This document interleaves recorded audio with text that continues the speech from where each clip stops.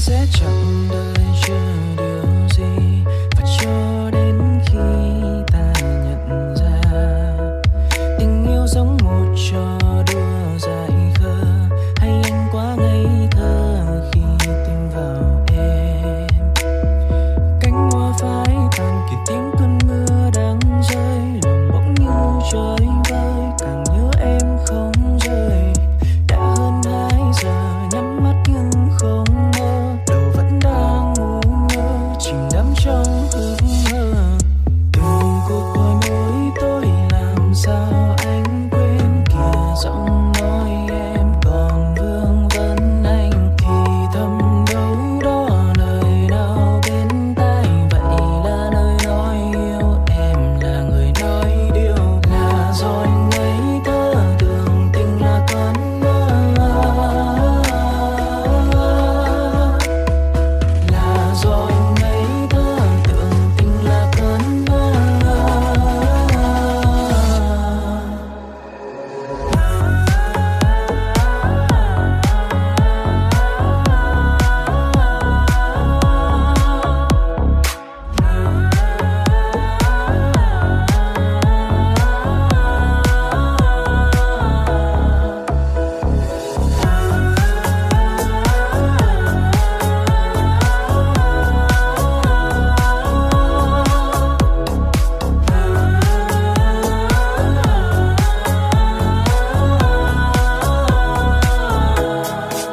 Thời gian sẽ chẳng đợi chờ điều gì, và cho đến khi ta nhận ra tình yêu giống một trò đùa dại khờ, hay anh quá ngây thơ khi tin vào em. Cánh hoa phai tàn kịp tiếng cơn mưa đang rơi, lòng bỗng như trời vơi, càng nhớ em không rời. Đã hơn 2 giờ nhắm mắt nhưng không mơ, đầu vẫn đang ngu ngơ chìm đắm trong ước mơ. Từng cuộc gọi mỗi tối làm sao anh quên kìa, giọng nói em còn vương vấn anh thì thầm đâu đó lời nào bên tai. Vậy là lời nói yêu em là người nói điều, là do anh ngây thơ tưởng tình là cơn mơ, là do anh ngây thơ tưởng tình là cơn mơ.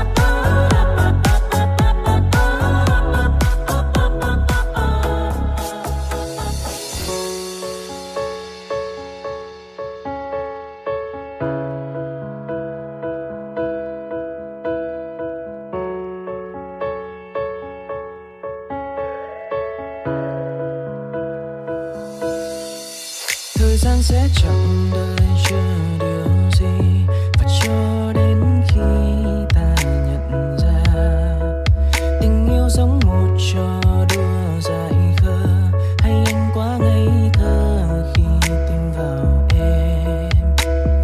Cánh hoa phai tàn kịp tiếng cơn mưa đang rơi, lòng bỗng như trời vơi,